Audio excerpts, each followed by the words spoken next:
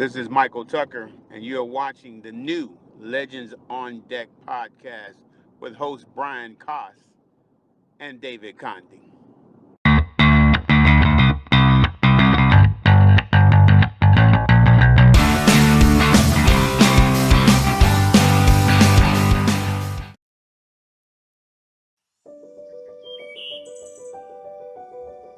Baseball.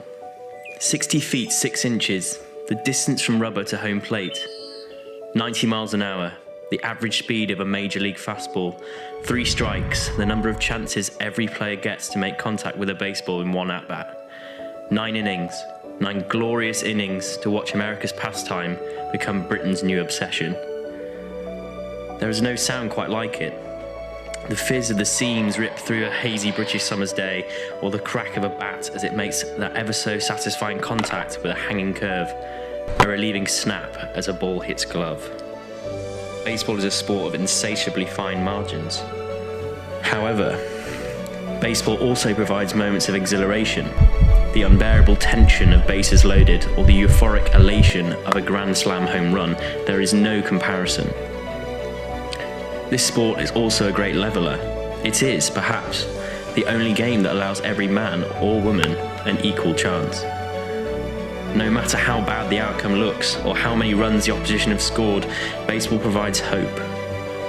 That belief that until the last batter is struck out, there is still a chance to fight, to break back, to win. We are Bruins. We are Bruins. We are Bruins. We think of the greats, Ruth, Williams and Robinson, forever enshrined in the glory in the Hall of Fame, praising them for their efforts to not only the sport, but to equality and fair play. But it's the turn of the new kids. Let the kids play, cries the announcer. Well, now I say, let the Brits play. Rule Britannia and all whom it protects. Rule those long summer days we all dream of. They shall return as the sun rises unwaveringly in the east. For now we must wait, to rest and recuperate. Wait until that day, until we all join together on a hot summer's day and scream, play ball. Welcome to episode number 11 of the Legends on Deck podcast. I'm senior editor Brian Koss, co-founder David Conde, and we have 2 very special guests today. Kelly Wright. She's the player and general manager of the Sheffield Bruins Baseball Club, and her husband, Josh Taylor, who is a player and team coach for the Sheffield Bruins, as well as the coach for the British women's national team. So we're going to get a full understanding of baseball in Great Britain today. How you doing? Good. Hey guys, how you doing? Welcome to the show. Glad to be here. So it's exciting. It's nice to talk about it, to be honest. Absolutely. Yeah, we are here. You know, we always tell our guests that come on that how we started, which is basically, we did this 2015 when the website started, and it was all an idea to kind of share about minor league baseball and give the guys a platform that don't really have it much. Because I used to cover Major League side, and it was exciting, but not as exciting as when I fell in love with minor league baseball. And here we are almost 7 years later, still going strong with the website. We had a previous podcast, but it was more it was audio, so no one could see us. Some other hosts that we had, and Brian and I got together. I think he came to me a year ago and said, "Hey, let's do a video podcast." I'm like, "Oh, how are we going to do that?" But it makes it a little bit better. People can see us, and then they can see the guests, and everything is a visual now. So everybody likes to get to look at things. So we welcome you here. And one of the things that, we always think about in baseball, international baseball, is that people always think about maybe Dominican Republic or Japan, or, the World Baseball Classic highlights a lot of the big teams. Not many people think about, Great Britain with baseball. So can you share with us a little bit of the history of where that started and how that's going along? Yeah, so I don't know if you know, but baseball actually originated in the UK. In terms of like the primitive form of baseball, it's not really the modern baseball that we know today. And that was in the 19th century. And essentially, like, there ended up being like professional teams pop up here, out there, and everywhere.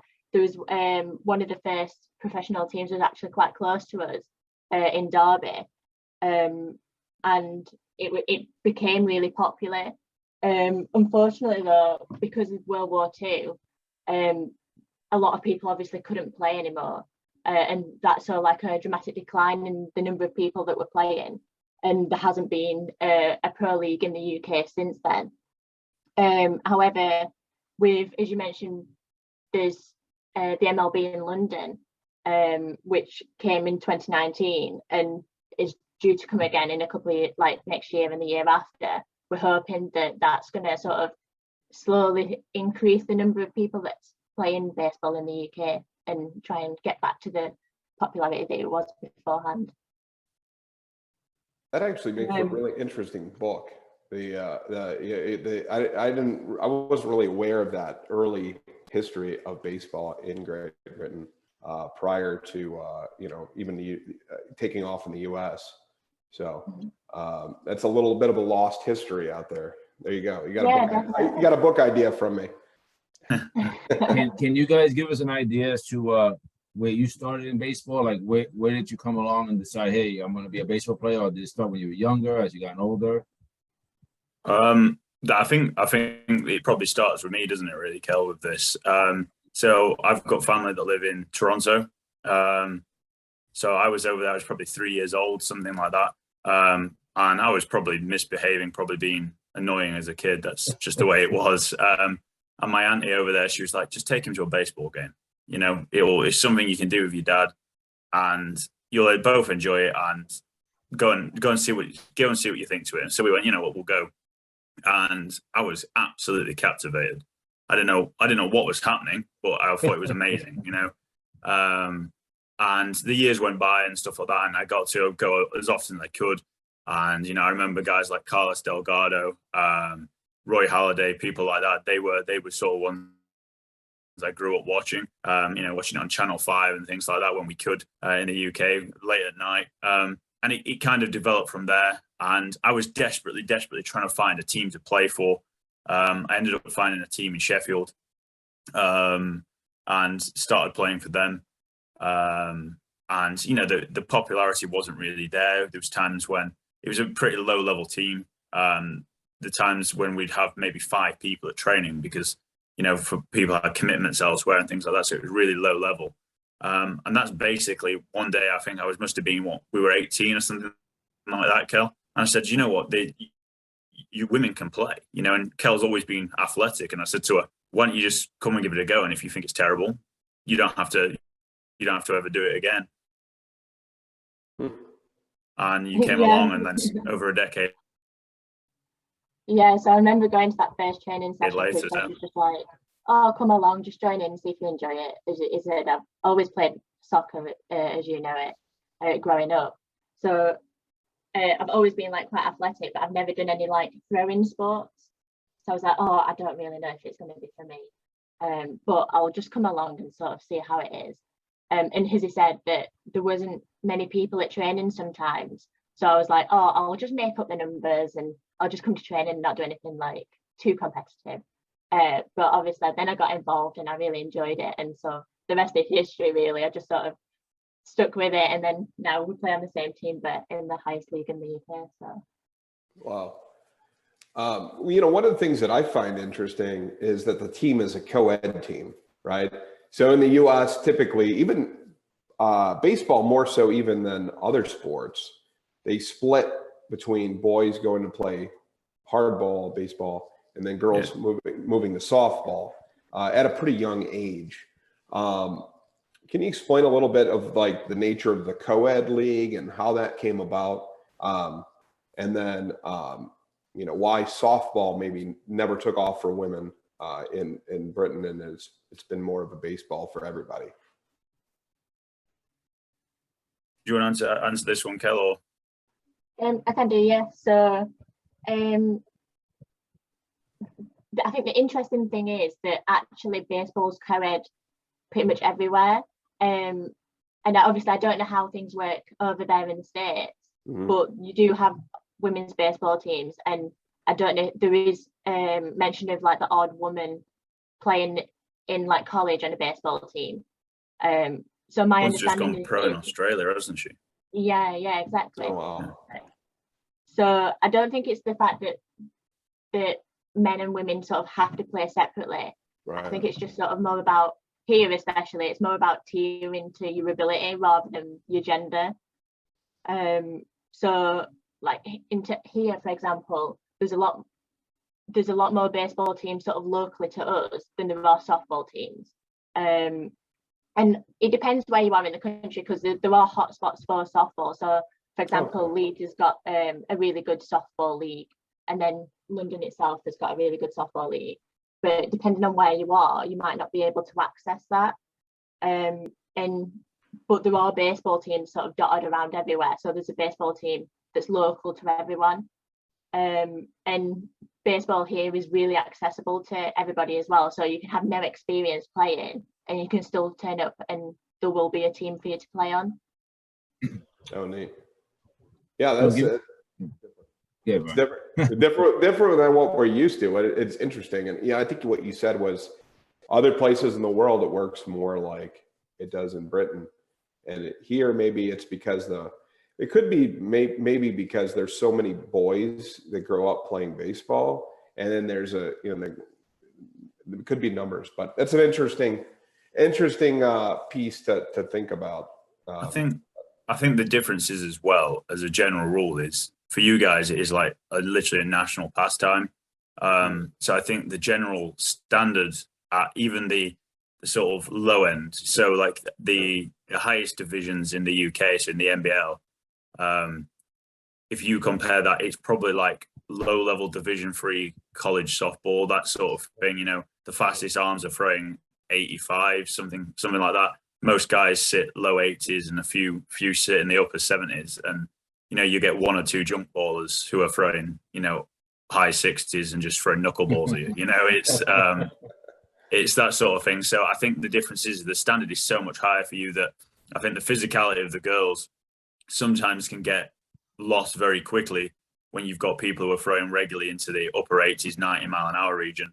And for like a lot of girls, they have to be more mentally and technically proficient. So one of my favorite players is a girl called Dora Lau from Hong Kong. She's British by passport holder, but she's an amazing player. And if she had the same physicality of one of the guys, she'd probably gone pro. But instead, she just has to play within herself, and she competes with the guys, but she doesn't stand out in that team, if that makes sense. So you guys, it says that you're both players. So what position do you play in the field? For me, wherever I'm needed. I'll be honest with you. I've pitcher, catcher, shortstop, center field is usually where I would find myself. That's the main positions on the field. Well, yeah, this is it. It's basically just wherever I'm needed up the middle. So usually I'll probably find myself pitching or playing center field as a primary, but recently more so finding myself behind the dish. Just I think it's a bit more experience dealing with multiple pitchers. So whoever's out there, I can kind of talk to and relate with a little bit more than maybe some of the other catchers. So that kind of works quite well. Kelly, where do you play? So in the main Sheffield Bruins team, which plays in the National League, I usually play second base.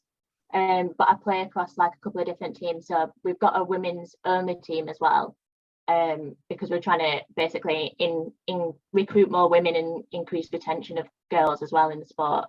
And for them, I'll pretty much play anywhere, wherever I'm needed, usually on the infield. But I'll pitch a little bit and I'll catch if I have to as well. And then at the national level, because I'll play for GB as well, and we're going to the European Championships in just over a week, I'll be playing an outfield for that as well. So I have to know, like, and Kelly, what are your stats? Like, do you guys like? I'm sure you save the stats and everything. So I'm gonna be intrigued. What are your stats? I'll have a quick look for them now. I can get you the exact ones. Do you know what yours are, Kel, off the top of your head? No, not off the top of my head, no. So Have a quick look. is there a website we could go to follow the league statistics? Yeah. So if you go might- to stats.britishbaseball.org.uk, Oh, perfect. you'll see all the stuff on there. As I said, there's quite a definitely few link actually. to that. We'll link to whatever websites you think we need to link to. Yeah, we're gonna put everything on so Our we can share listeners. everything for you guys. Yeah, so if you go to that stats website, you can basically the entire National League, you can have a look at what teams are in there, like all the scores, and follow people's stats. Awesome. Mr. Josh, yeah, I'm sorry. Yeah. No, go on. Go ahead. So I had a question with you. I mean, you stated that you in Toronto, you found the game.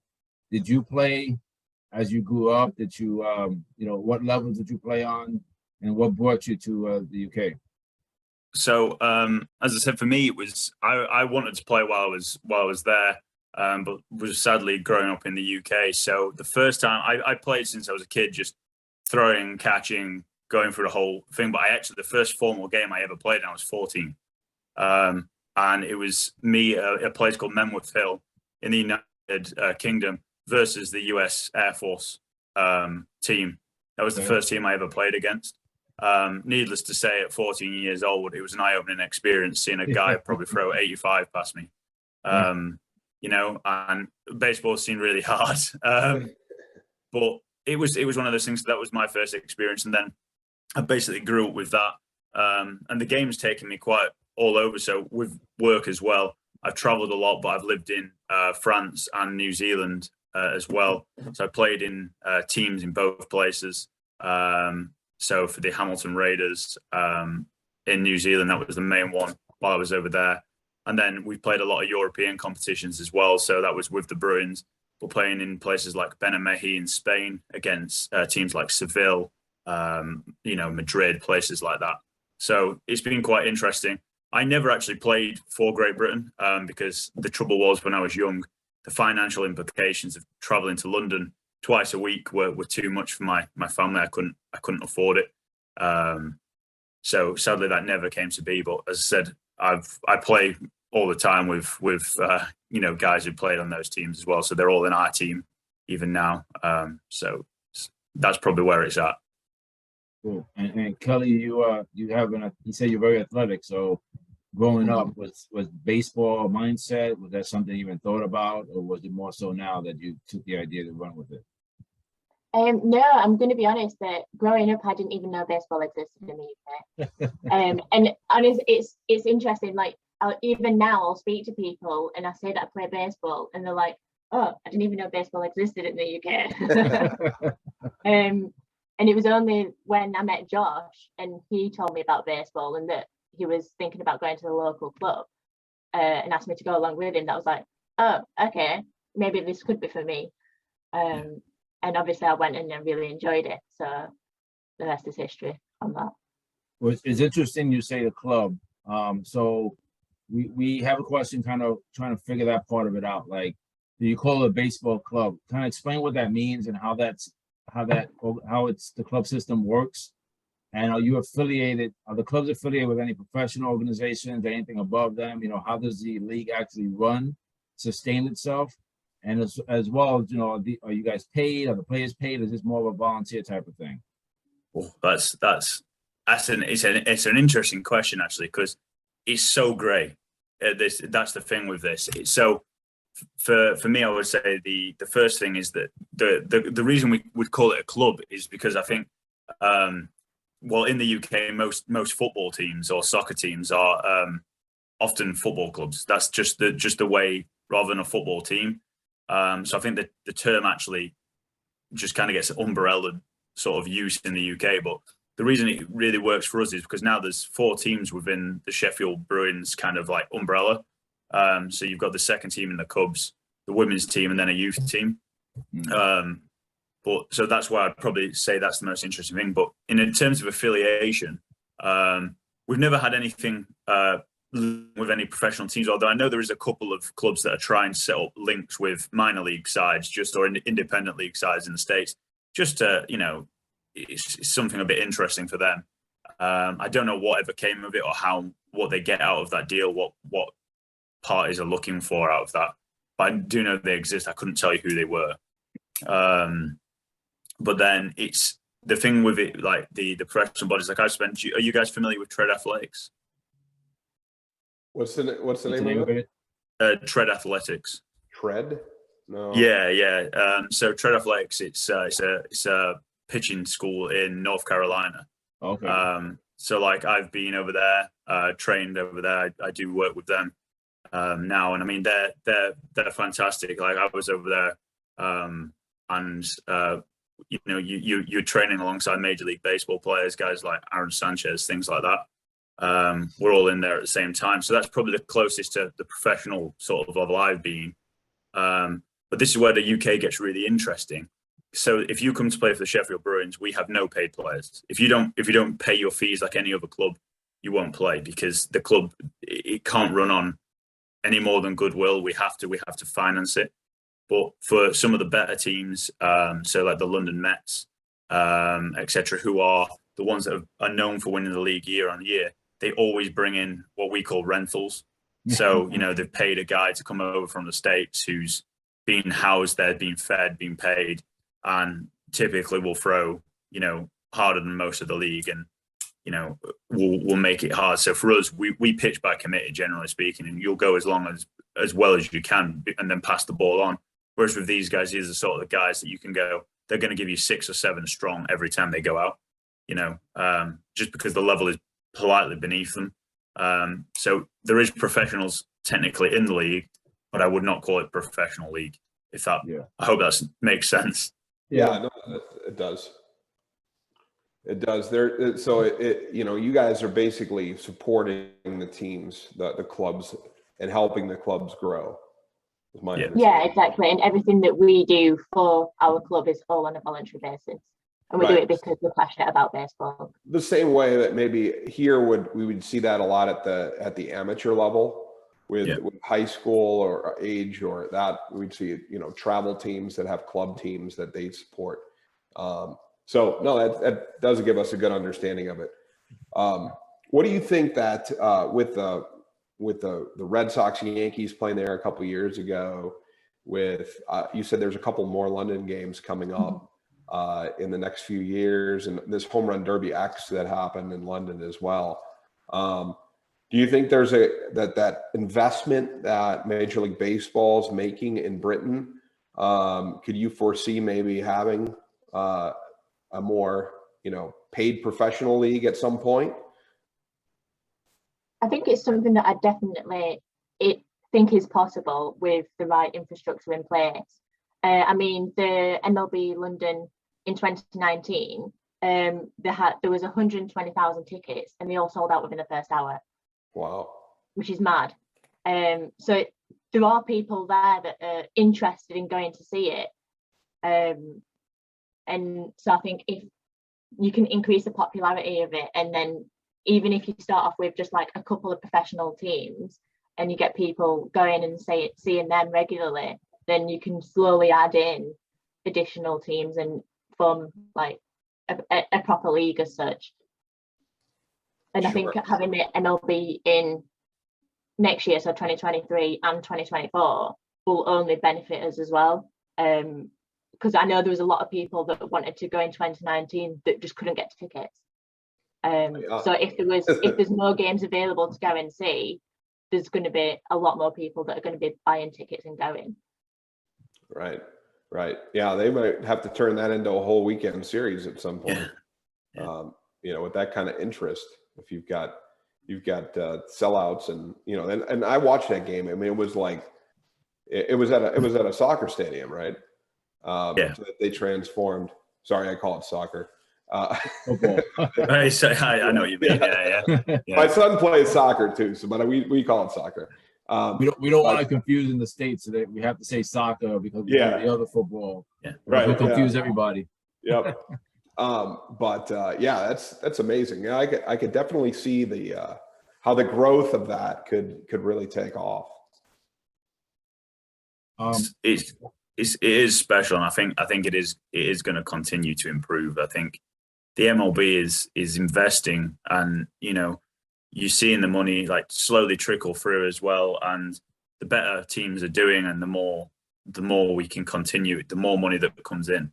And so I think, you're going to see it, maybe not yet, but I reckon in the next 20 years, Britain will be hopefully in a place where it's producing its first close to major league talent. That would be my hope. In the next 2 decades, I would say, but that starts with the MLB, and they're doing everything they can. So fair play to them, to be honest.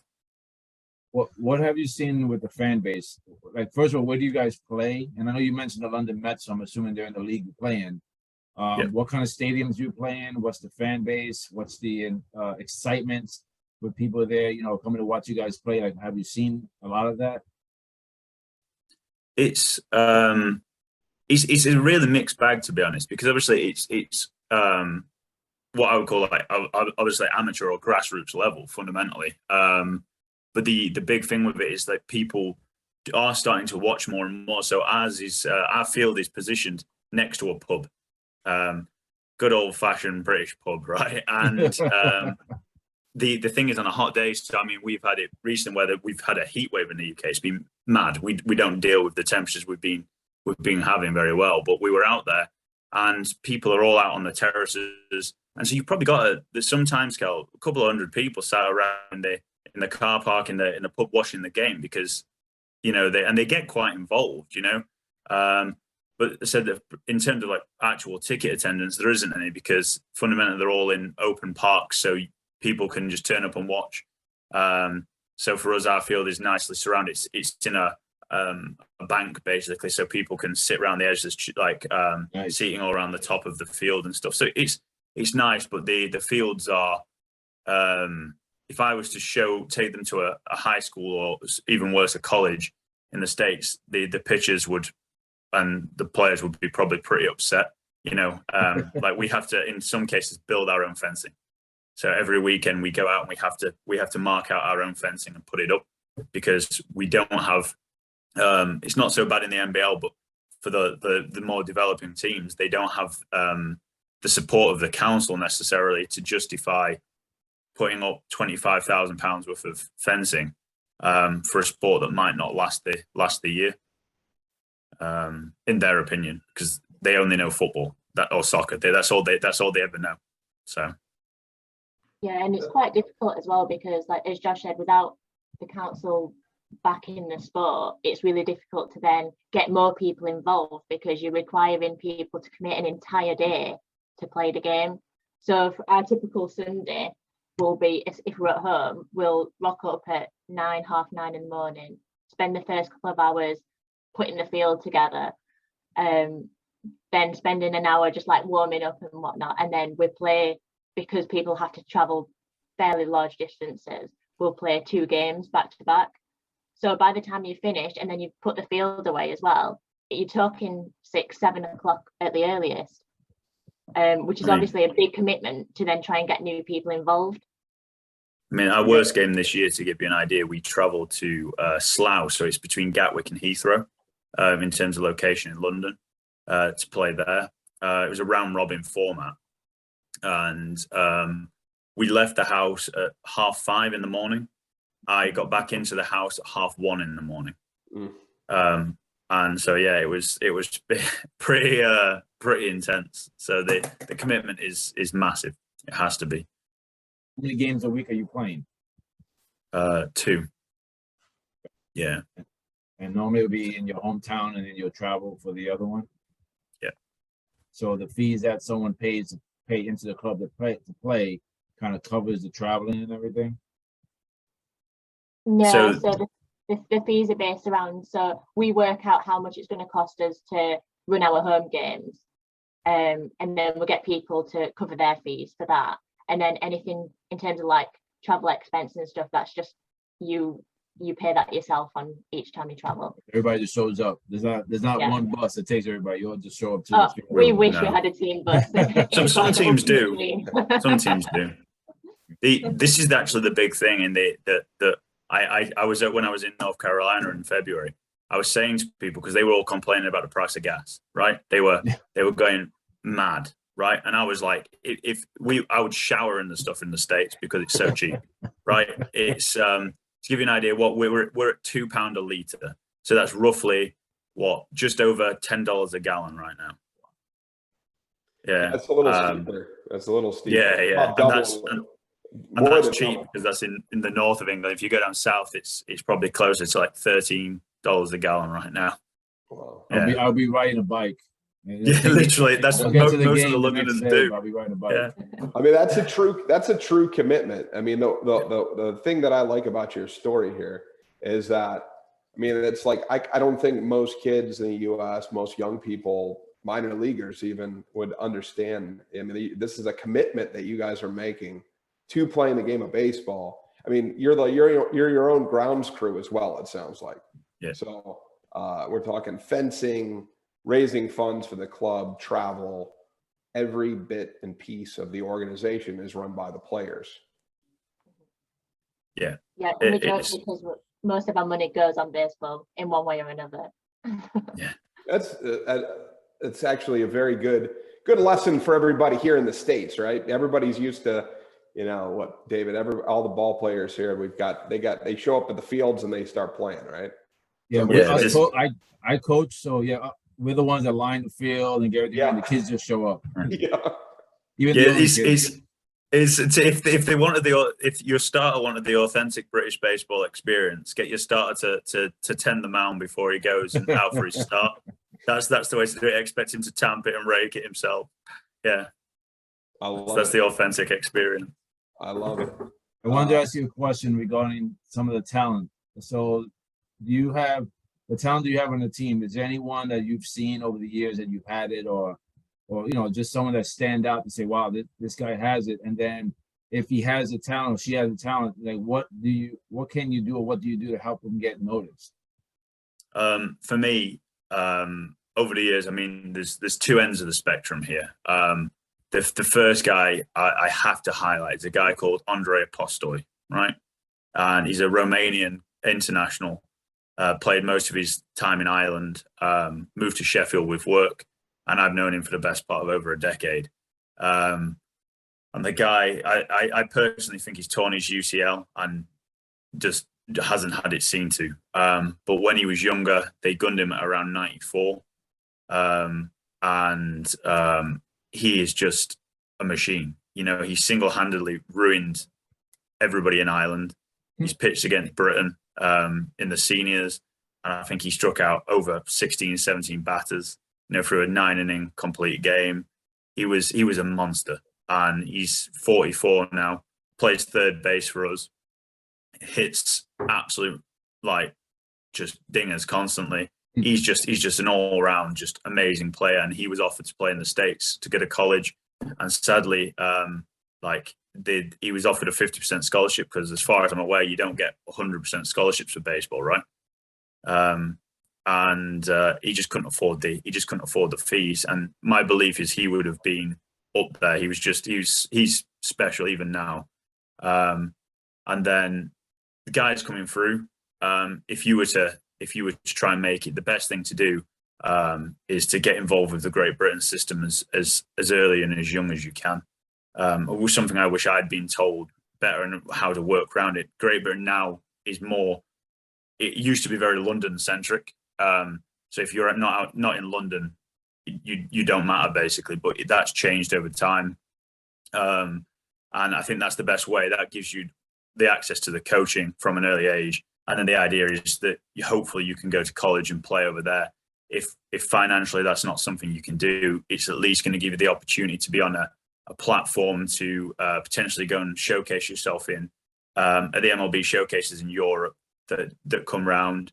Guys like Connor Brown, he's a catcher, was over there. Carlos Casal Jr., who plays shortstop for us, he went to the showcase over there. And then for a few guys who play for Great Britain, they're playing in, the professional leagues in Germany?